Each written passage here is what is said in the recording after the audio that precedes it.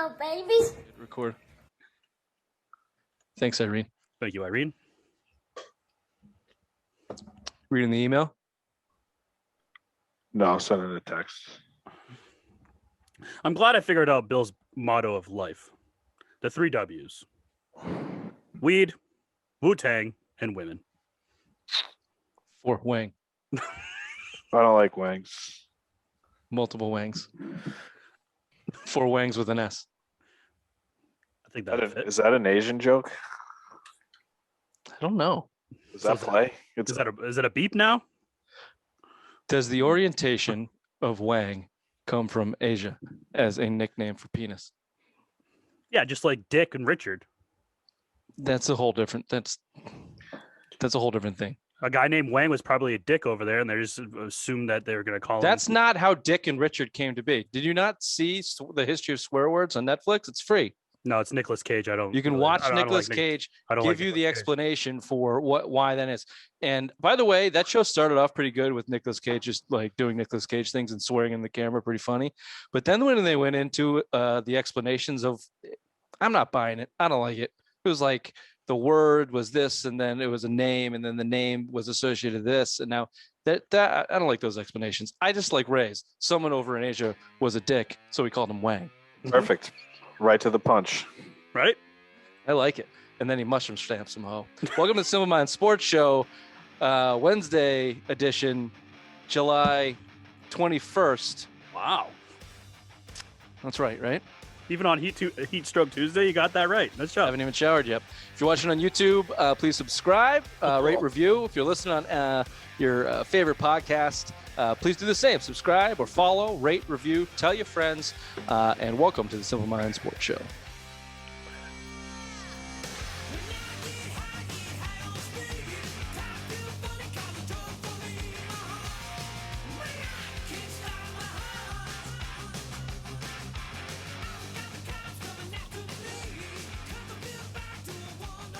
I didn't put white birch in there, and even though we start every single show with white birch, I almost forgot to do white birch because I didn't put it in the email. Bill, how do you operate without reading the email? I have a big old brain. I can't even start the show that I wrote without following this because I forgot this. All you have to do is just tell me what we're talking about, and I'm good to go. Wieners. Do you want to hear about some dicks? The talking current to state two right now. Oh. He's back. Never mind. Here's what I needed to do. I just needed to have a quick sip of white birch brewing to get my head back, stay level, as we like to say. Haven't had any of that today. I guess I'm going to have to do that as the show goes on to get my wit back. And if you want to have it, head on down to Nashua, New Hampshire. Ray, address, please. 460 Amherst Street. The good side of Amherst Street. Check out their brewery. It's big, it's large, it's fun, it's fancy. Get yourself a colorful flight, get yourself a pint. Head on down to your local beer store, find it there. Wherever you get it, tell them the Simple Minds boys sent you. White Birch Brewing. I figured we start off baseball because old Billy Graybeard seemed like he was in a cranky mood today, so we'll give him something nice to talk about. Fuck you, you weren't in a cranky mood, you little How do you bitch. get that I'm in a cranky mood through a fucking text, you dick? Easy. It's you. You can tell that you were very cranky. Have you never been in a relationship before? You automatically tell the attitude through a text, and then you move forward with 2 hours of text message fighting. Everyone does it. Everyone knows it. We knew you were in a cranky mood, and you can tell when he came on camera today because he was defyingly sending a text message. So, Bill, why don't you talk about your favorite sport, you old Look at bastard. that smile. Look at that smile you brought on his face. Yeah. I'm just laughing. Why don't you tell us about the Red Sox big bounce back, 8 runs in the first inning against the Blue Jays in that sham of a baseball town, Buffalo. They're going back to Toronto. Thank God, because next week, right? The 31st? Yeah, thank God. But I'm not going to lie. I kind of like watching baseball in that stadium. You got the fucking highway in the back where you see the trucks driving through it.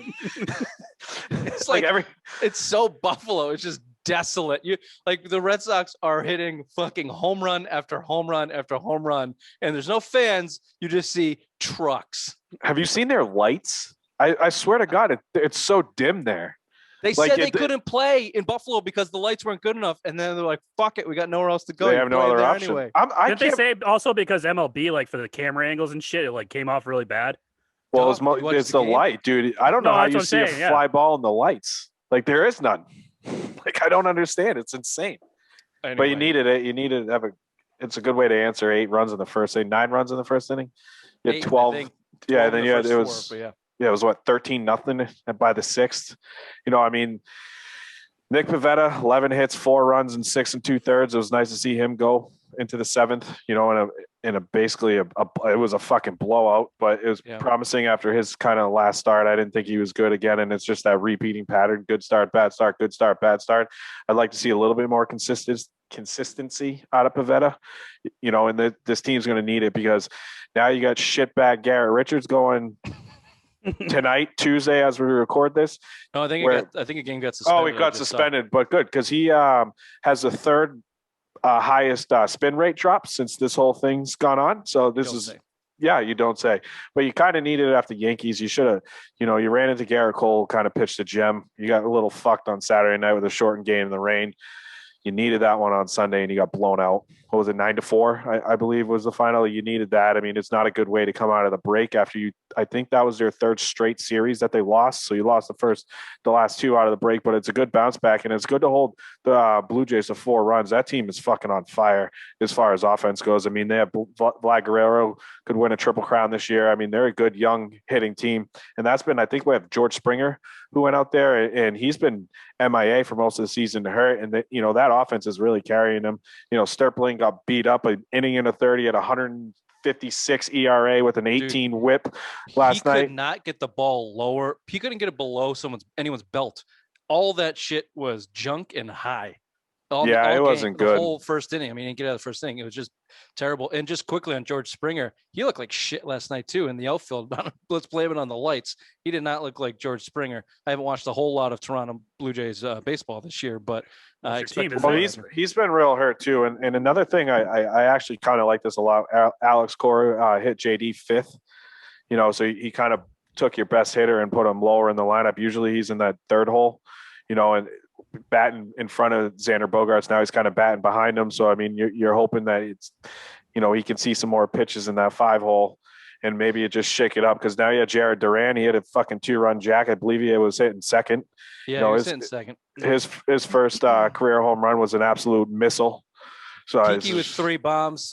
Cora said before the game he wanted to get some more traffic in front of JD to maybe boost some of those ribby numbers, give him better chances. I didn't see who was hitting 3. What was it? Was it Devers at the 3 hole, which I actually like? I mean, no, it's flipped. It was Bogarts and then Devers and then JD. they put Devers in the cleanup spot. I don't mind a lineup shakeup. It's baseball. People either make way too much of it or don't care about it. I like shaking it up. And these baseball players are so mentally handicapped that someone like Alex Verdugo, who struggles for a month in the 2 hole, can go down to the 8th hole or the 6th spot and slug his way out of it just because he feels like it's less pressure. I've never understood that unless you're the leadoff guy and you lead off every game and you're the first. But in the MLB, you're doing scouting reports. You've faced these guys before. You faced them a lot. Like, I've never really understood that pressure from the top of the lineup from a Major League Baseball perspective. There's a lot of guys. I mean, I think I know it's true. It's there. Like Pedroia was one. Pedroia was one I don't like hitting leadoff. I think even Verdugo said the same thing. I don't like hitting leadoff. They had him in the 2 hole. That's a guy you need to get. Though? Like, what did Richard say? It's a mental thing. It's a mental thing too, and then it's like you haven't seen him throw a lot of pitches either yet. I mean, besides the scouting report, a lot of times when you're the first or second guy, you're in a situation you're telling the guys behind you, like, this is what I saw, this is what his curveball is doing, this is what's that's kind of going. So it's like you're hitting the top of the lineup, you kind of want to see that first. And you can kind of tell if a guy's dealing in the first inning, right? So, I mean, you want to kind of jump on him, and it's just a different mindset. And a guy like Verdugo needs to get going. He's hitting 191 against left-handed pitching right now, currently, and it's not going to fly where he was hitting the ball all over the outfield, all over the ball field, everywhere early in the year against right-handed and left-handed hitting. So the majority of his scuffles right now is seeing the ball out of a left-hander. So hopefully maybe batting him 6, maybe this is consistent. You're going to give Jared Durant some meaningful minutes and more at bats, bat him in the 2-hole. He's 2 for 12 with a home run, couple runs scored in his limited action. But I mean, that's a guy you want to play. And now Arroyo's out for an extended period of time. So this is it, boys. This is what you're seeing. You're going to see Durant in center field and Kiki at second base, and you're going to see him facing righties and lefties because there's basically no other better option right now. Yeah, it's a good thing. It's the best case scenario for Duran to get off. Got the home run off his chest. Opposite field too. And the first career hit off Garrett Cole. I mean, that's saying something too. First time he ever swung the bat in the majors, he gets the base hit. So yeah, confidence is sky high. And I think to Verdugo's point, he's a guy that's going to ride emotions. Clearly, he gets a baseball thrown at him, and he wants to fight everybody in New York. So yeah, I think if he's down a little bit, they need Alex Gordon needs to do his job, needs to manage him. And I think that's what you're seeing now. In terms of the bounce back though, Ray, and in New York coming out of the All-Star break, dropping a weird series in New York, like Bill said, the shortened rain delay. You're getting hosed for calls too in that game. Yeah. Bad check swing calls. Anyway. So, you come out off of that and you put up 8 runs in the first inning. Was that just a blip in New York, or was there some chinks in the armor there? Or do you think the Red Sox are? Can't say that.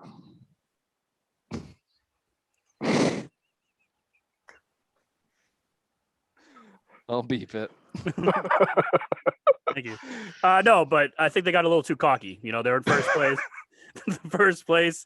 Coming out of the All-Star break, the confidence was really running high, and I think it was just one of those things where they had a heat check. The Yankees took them down a notch, and now they're back to playing Red Sox baseball like they wanted. It's a bad trend. You just lost 3 series in a row. I mean, say what you want about Philadelphia, they're a middling team right now. They're in second or third place in the NL East. I forget who they lose. I forget who they lost before. Tampa. You lost 2 out of 3 to Tampa, if I'm not mistaken.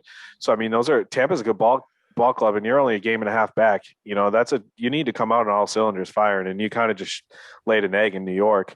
I don't think it's a blimp. I mean, you lost 2 in a row going into the All-Star break. I mean, there's something cracking. You're not seeing consistent pitching, and if your offense isn't clicking on all cylinders 1 through 6, 1 through 5, I mean, you've seen it. This team's not going to win a lot of games. Those are your catalysts, and hopefully moving fucking Verdugo, and then it moves, Renfroe down to the 7 spot. Hopefully you're stretching that out and you can get some solid production now 1 through 7.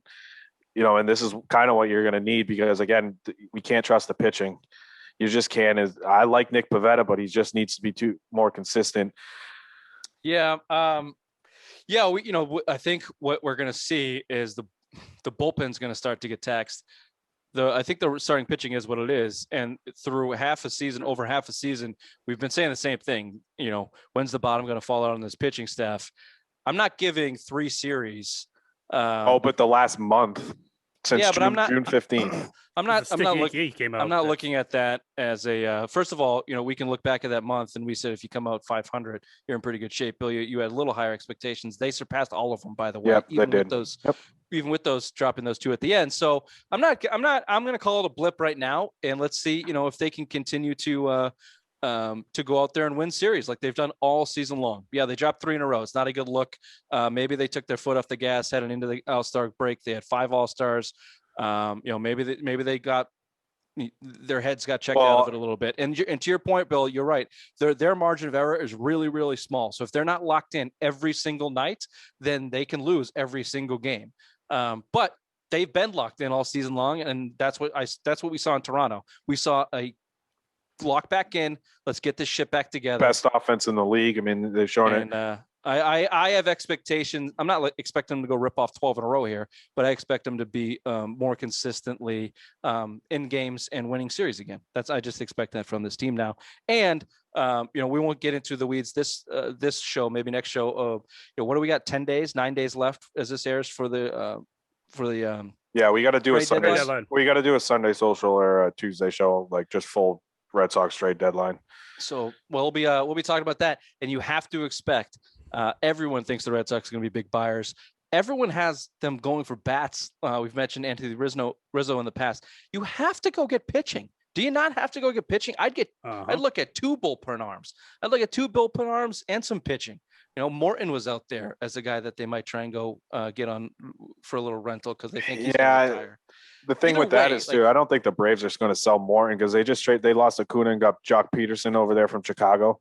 The one last thing I want to say on the Red Sox is you heard him going in the break talking a lot of shit about how good they are, how all this shit, none of you fuckers believed in me. Look how good we are now. Go back to that underdog thing where no one believes in you because that's when you were winning games and looking like a good team. Now you start fucking bragging. Ooh, congratulations. You're the best record at the halfway mark of the season. Yeah, they might. You want a fucking medal? You're feeling yourselves too much. Ray, do you think that Alex Cora, though, 2019 was the biggest gut check, I think, for a team in a long time coming off a World Series or any type of championship? You only lost one guy. You lost Craig Kimbrell. That was it. You brought the same exact team back. Yeah, but they didn't even get their pitchers starting throwing until April.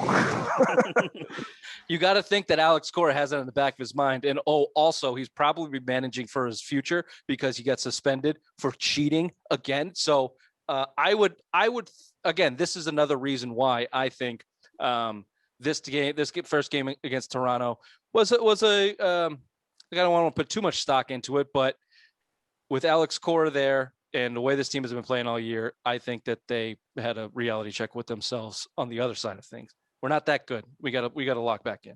Yeah, that's what I said earlier. You're not that guy.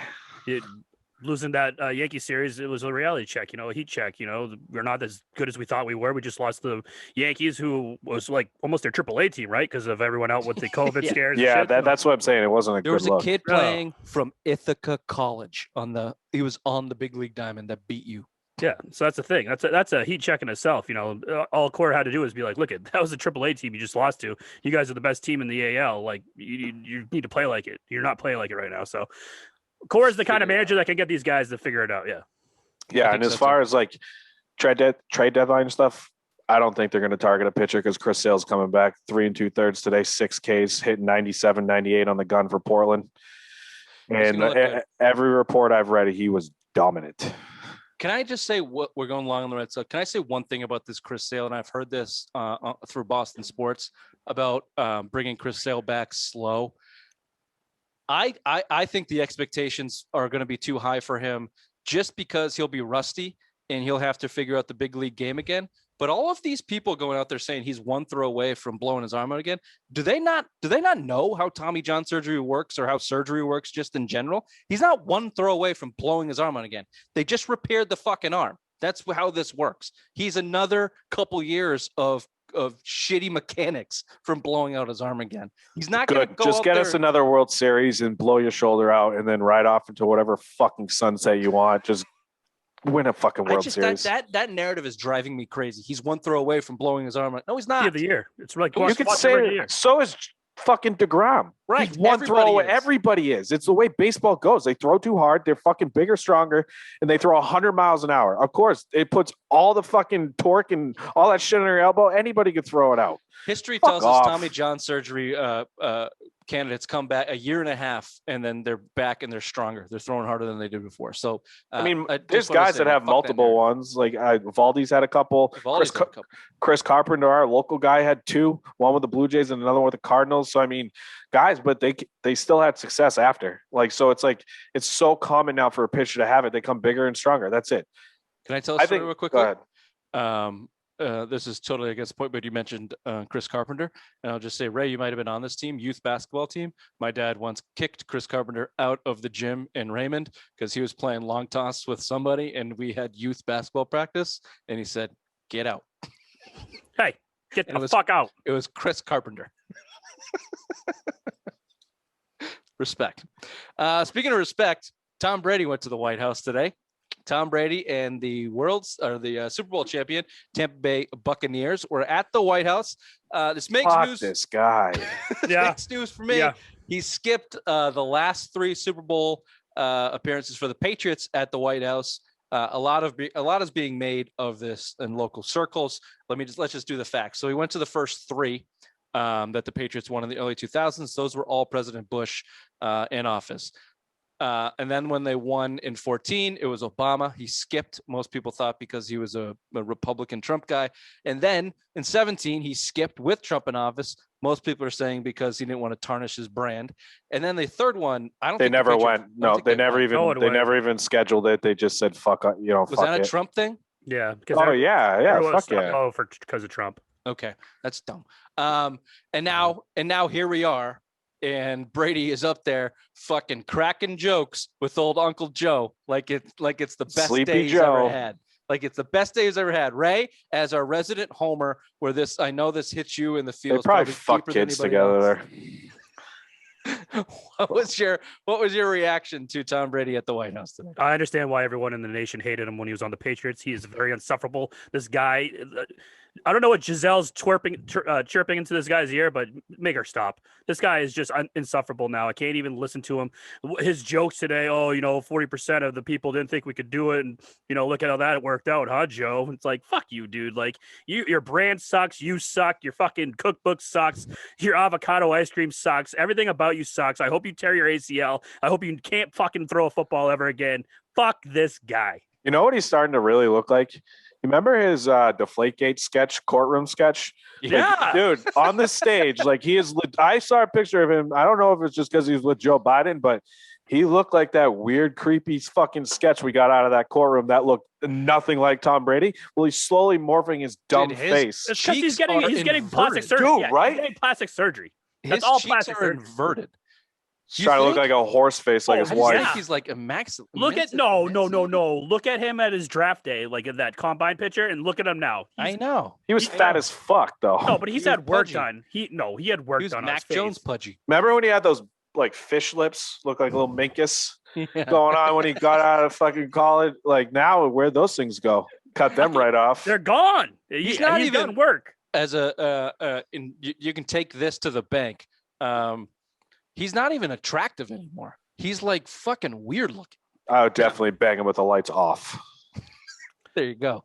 The jokes things. Here's my take on this. He's sticking it to the Patriots. He's sticking it hard to Bill Belichick and the New England Patriots.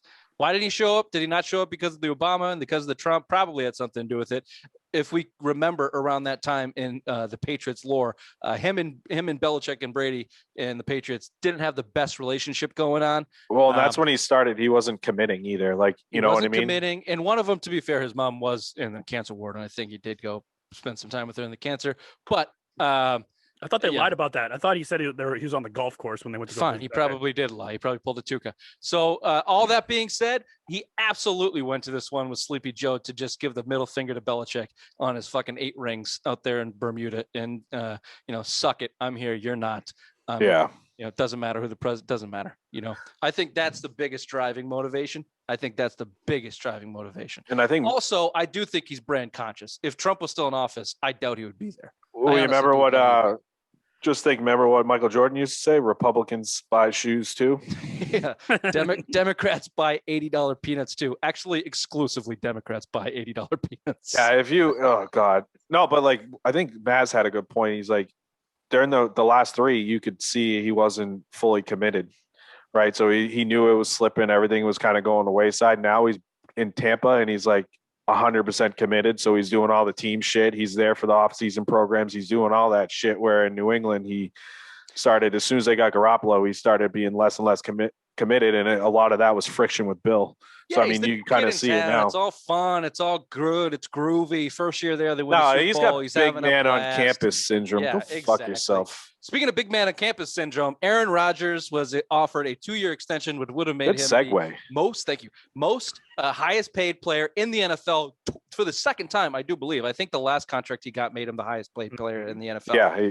This would have done it again. It would have kept him in Green Bay for an additional 5 years. He said no. This was earlier this summer. He's yet to talk to Green Bay since. He's not showing up for training camp. How badly has Green Bay fucked this, and how big of a tool is Aaron Rodgers? Green Bay has totally fucked this over, and Aaron Rodgers is the biggest tool bag. I think bigger than Tom Brady right now. But basically, Green Bay can't do anything. I mean, you have Jordan Love waiting in the wings. Why don't you just get rid of this guy? Like, I don't understand what the whole problem is. You guys got Jordan Love to be the next heir apparent in Green Bay. You know how they have that regime of quarterbacks that have been going on since Brett Favre.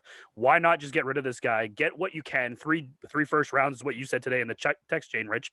Why not just do it? This guy doesn't want to come. Just get it over and done with. Rip the Band-Aid off. Send him to Denver or Vegas. Just get it done.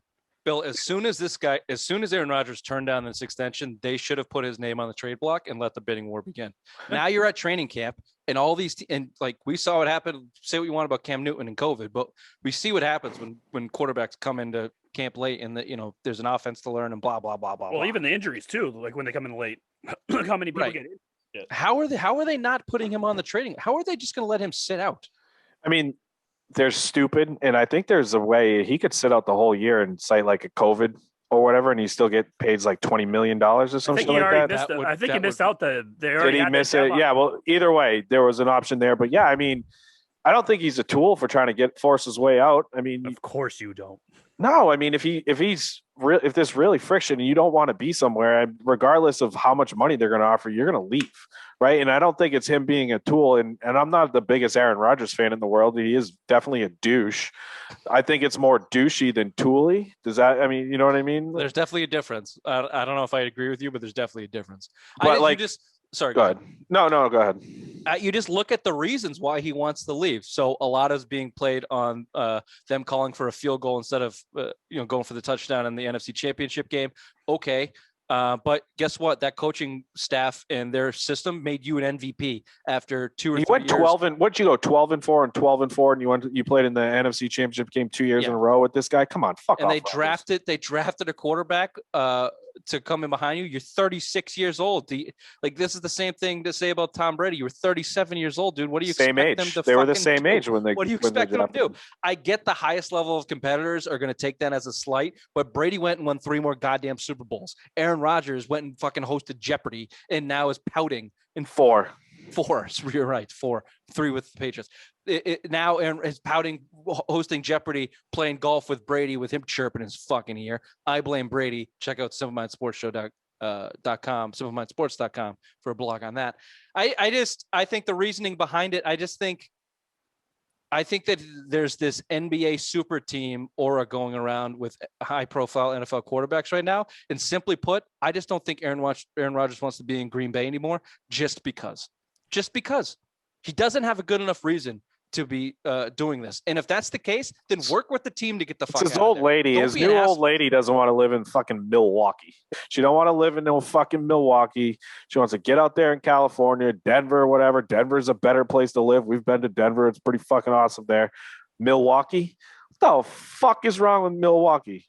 Oh, the other thing too, real quick though, is Aaron Rodgers is very spiteful. He basically disowned his own family, so basically Green Bay did the same thing to him, like going by the field goal instead of letting him score. All this friction between them, like you're saying, he's a spiteful individual. I think he's just pretty much saying, "Peace out. I don't want you in my life anymore. Get me out of here." I don't knock it. I live my life with spite on my brain. Yeah, we know, Bill. Yeah, we know. Speaking of spite, the NHL expansion draft is today, as this is dropped. Just real quickly, we've gone over it a few times. Here's the biggest question, I think, revolving around this. Should they take Carey Price in that contract? Fuck no. They're saying that they're going to take the guy from Florida. They're going to. So I've been reading they're going to heavy take both of them. They're taking both of them. That's what I heard. Dude, 5 years. What is he, 35? Carey Price? 34, 35. I don't remember. 34, 35. He'll be 35 for the next season. Yeah. Yeah. So 35 with 5 years and $50.5 million left on that contract for a fucking goalie. The best goalie that just brought his team to the Stanley Cup Finals. And this is important because as an expansion team, you need sponsors, you need money, you need advertising, you need jersey sales. He's from Vancouver. His wife's from Seattle. He's a little bit of a hometown hero there from junior hockeys. He could be marketable. When you look at the players on the available, there's some names, but who would you rather have, Tarasenko or Carey Price? The contracts, Tarasenko, but player-wise, Price. I mean, Tarasenko's, what is he, 2 or 3 years at 8 versus Price, 5 years at 10? 2 at 7.5. Yeah, something like that. And so, there's some other names out there, but Carey Price is certainly the biggest. And it sounds like they're going to take it. And the player, he's a fucking great goalie, but dude, that's insane. You're going to pay a 40-year-old goalie $10.1 million. Like, you're building, like, that's what's the cap's $80 million. So that's fucking an eighth year cap is spent on a fucking goalie. That's insane. But man. Yeah, I know it is what it is. And then like Tarasenko, it sounds like they're going to look to grab him too, because there's other teams calling Seattle about him that they want to trade for. I think there's 10 teams on his list. Bruins are one, Flyers, I think Minnesota, there's Washington, New York, teams like that. So, I mean, I wouldn't be surprised if they grab him too. I mean, and go. Bruins are probably going to lose Connor Clifton. I honestly wouldn't be surprised. I want to ask you about the Bruins thing for a couple minutes, but this is my greater point for the Kraken and Carey Price and any other big name out there who has some buzz. Okay, you have a clean slate cap wise. The long-term effects of Carey Price on there for $10 million is a lot to handle, but I don't think you have to. Right. So you can take a Tarasenko, you can take a Carey Price, and you can flip them for future assets and eat some of that money a lot easier than these other teams. And you have to think to yourself, are you going to be the Golden Knights, or are you immediately going to be that competitive fighting for a Stanley Cup? Probably not. The NHL has smartened up since then. You're not going to be that good. You should be competitive, but not that good. So if you have a 5-year trajectory to be a competing team in the Stanley Cup, I'd scoop up these assets, eat some of their money, and then collect a first or second round pick and continue to build like that, instead of trying to build on the scraps that the NHL just gave you. And then in a year from now, you're just another team. I would continue to stack my first and second and early round picks with some of these cap casualties that the teams are throwing out there, not thinking maybe that the Kraken will pick them up. So flip them. I'd be flipping. That's very smart. Yeah, I'd do that same thing too. That's smart. The problem with, throwing for their first round picks or any of that shit out there, like, this draft, the 2022 draft, has 3 can't miss prospects. Like, they're disgusting. So it's like, do you want to kind of build that way, or do you want to take the scraps, have a shitty team, and set your future up by getting one of these young kids coming up in the draft? I mean, look them up. I think you do both, though. I think that you take the scraps plus you take the assets and you flip the assets. But the problem is future early round picks.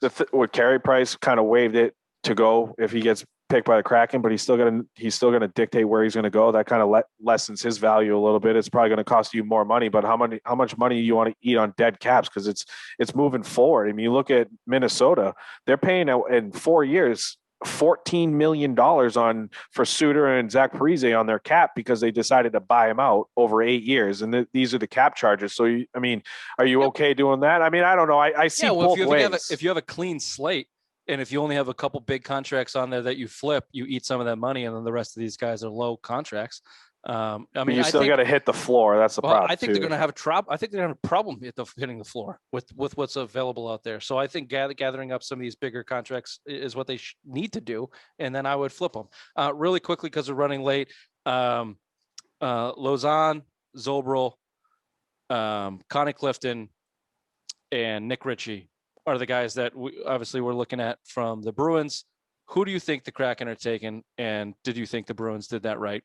Real quickly, hockey guy Ray, I know you have a strong opinion on that. I think it's going to be Connor Clifton, but I think Jake DeBrusk should have been in there. Get rid of this guy. Like we said on the last show, who cares about his potential? Just get the money off the books, get rid of this whole project that you had with him. I think DeBrusk should have been one of the guys that were in the expansion draft. I disagree. Keep DeBrusk. He has more value on your roster than exposing him for nothing with the Kraken. I think the most logical choice seems to be Connor Clifton. He's signed for another 3 years at $1 million. I've read some places that people project him to be a top 4 guy at one point. I don't see it.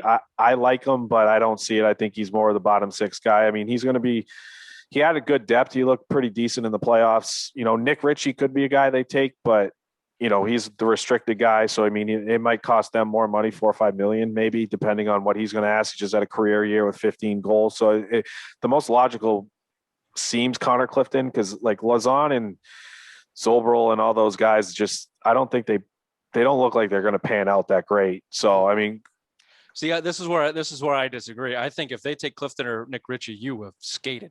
You've skated on this. Connor Clifton is never going to be a top 4 defenseman in this league. He's a bottom pairing guy. He's undersized. He doesn't quite have the skill to be a Grzelcyk or certainly not a Krug. He's going to be a bottom 6 guy for his career, and that's fine. We like Cliffy hockey. He comes in, brings the energy, but we saw him. He plays with such energy. He can't stay healthy. He's going to be a 7th defender, bottom 3 guy. I can almost guarantee that.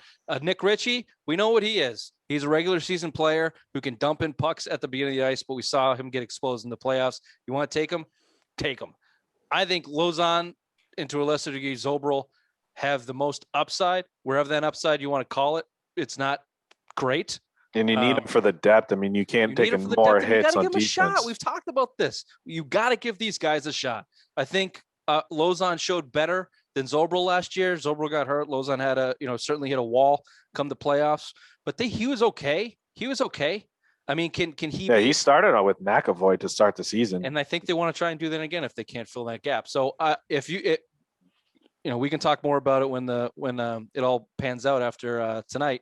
But if they take Cliffy Hockey or Nick Ritchie, I think he skated. And on DeBrusk, I could go either way. If you left them open, then they took the $3.5-4 million off your books. Great, because I don't think you're going to get much for him. If now that he's here, you better go get something for him. You better go get something for him. I don't want him on this team next year. Period. That's where I stand on that. Okay, let's move quickly. Suns and Bucks game 6. Giannis is locked in. This guy is dropping Aristotle quotes from the clouds. He is ready to go. Is he setting up the city of Milwaukee for absolute heartbreak tonight with those 8K cameras? Are we just going to see tears from those scruffy fat bastards courtside, or do you think it's over? It's over. It's over tonight. Giannis, like I said, 5-1 in closeout games. He's a man on the mission, and I think that's what Adam Silver is going to want, is the face of the NBA being Giannis, to win an NBA championship so he can be into that next category, the next tier up. So I think basketball is one of the most fixed sports in all 4 sports. So I think like they have a little niche in here. If they want someone to win it, they're going to make it happen. So you don't think that they would want a game 7? You know, I think they want to go game 7. No, I don't think so, because of the COVID outbreak. Because Giannis's brother, who's on the Bucks, has COVID. He's in COVID protocol, which Giannis didn't. Which is weird to me that Giannis didn't have to go. It's your fucking brother, so obviously you got contact tracing. You're with your brother, so this whole thing, I think the Zach NBA, Levine in Japan just but tested. this is nothing. This is like the NBA. I think. No, I like Ray's They want to finish this right now. They want to get it over and done with. I think it's going to be a blowout tonight. Fucking Bucks win. Well, that Scott makes Foster refereeing. Who's the refs tonight? No, I'll have to look it up. That makes sense too, because I've always said like basketball is one of the only sports where the outcome can be, directly dictated by a third party. You get whistle happy and you're leading straight to points, right? You put them on the line, point. Like you can say what you want about Giannis, but yeah. No, but you know what? You could say what you could say what you want Scott about Foster. It's over. It's over. Bucks in 6. But no, like baseball, like football, hockey, like penalties, strikeouts, all that shit don't lead to points. You just get 6 fouls, you're on the fucking line. You could have that by with 9 minutes left. Like that's directly outcome by a third party in the game. And it's easy to fix. Scott Donahue or whatever, stupid Tim. You see why he was betting on basketball games, because it's easy as a ref to fix it. And the mob was doing it. We know that firsthand. Yes. Jim Sweeney of the BC point scandal in 1979. No, but this COVID's getting out of hand. I mean, I don't think either team is at that 79. I don't think either team's at that threshold yet for COVID. So I think 69. They want to get They want to get it over and done with. I think this is it. I didn't hear that. That's a good conspiracy dork. Theory. Get a life, loser. Fuck you, Bill. Speaking of COVID, the COVID is just to end the show here. COVID is running rampant through the Olympic Village. The U.S. Olympic gymnastics team just bounced out of the cardboard fucking hut shanty. They are staying in their own hotel. I assume like all Bill American. Said. Yeah, you did call that. I assume all American teams are going to do this. And I just read today that they're not ruling out just canceling it altogether, which is that'd be huge. How the fuck do you do that? $50 billion they invested. They were evicting people from their houses to build structures for this Olympics. Like I feel like the pressure of the world. If if you start, you can't. But everyone's already there. But everyone's you can't let already them compete. If you get COVID, you can't compete. I know. So, like, what are you gonna do? Delay the games 2 weeks so someone can fucking sprint? You have no backups. There's nothing you can do. If they get a spike, they're fucked. It's over. What if Team USA in the gold medal game all test positive for COVID? You're just going to award the gold medal? Over. Like, it's over. They're not going to make the gold medal games. They should just stop testing. Put them in. They should have created a bubble like the NBA. That would have been the smartest thing to do, and they didn't. We called this from the beginning, Ray. It's going to be an absolute shit show. It already is. It's unfucking believable. Or don't bring it to the war zone where fucking in Asia where it all started from COVID. Like bring it somewhere else. Hey, they got them cardboard. They got that cardboard. Well, no, I'm beds. just saying. Come on. It's bad over there right now. It's going up, like you've been saying, every fucking day. The case it has nothing to do with where it started, but right now it's very bad over there. They did not handle their vaccines very well. Bill would fit right in. This has been the Simple Minds Sports Show, Wednesday edition, July 21st. We will see you soon. Bye. Bye-bye. Bye-bye.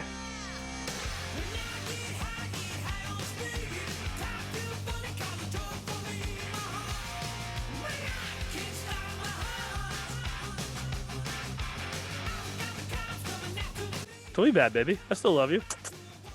I'm not mad. He's mad. I'm not mad. I can tell by his tone of his voice. See? Get a wife, Bill. You'll know. Just the tone of your voice and your body language right now. Yeah, just the text, just the little. You can feel it. You guys have just been married too long. Yeah, that's true.